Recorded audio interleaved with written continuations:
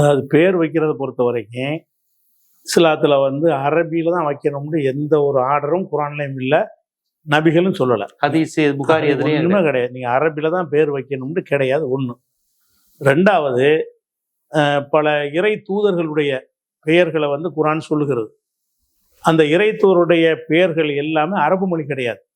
உதாரணம் இப்ராஹிம்னு நீங்கள் சொன்னீங்கல்ல, இப்ராஹிம்ங்கிறது யாருன்னு கேட்டால் ஆப்ரஹாம்ங்கிறாங்கல்ல, அவர் வந்து பாலஸ்தீன் பகுதியில் உள்ளவர்.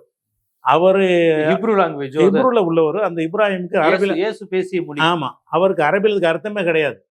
இப்ராஹிம்ங்கிறதுக்கு அரபு மொழியில் மீனிங் கிடையாது. இஸ்மாயில் என்பதற்கு அரபு மொழியில் மீனிங்கே கிடையாது. பேர மொழி சொல்லுது. ஆனால் எதனால நாங்கள்லாம் அந்த பேர் வைக்கிறோம்னு கேட்டால், ஒரு நல்ல மனிதருடைய பேர், அது அரபிங்கிறது கிடையாது.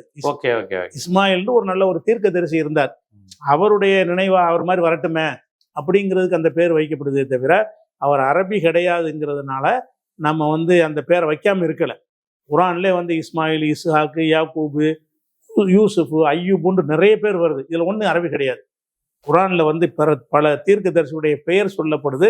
அந்த பெயர்களில் எதுவுமே இந்த சாலிஹின்னு ஒன்று வரும்.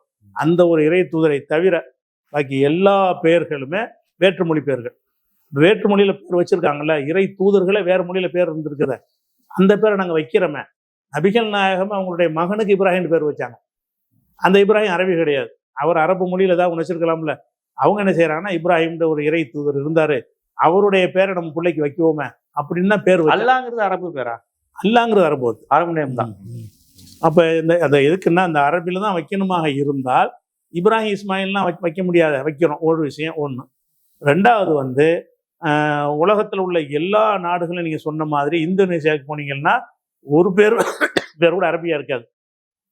சுகர்னோ, சுகர்டோ, மேகவதி இங்கிலீஷ் பேர் மாதிரி இருக்காது. இங்கிலீஷ் மாதிரி அரபி கிடையாது.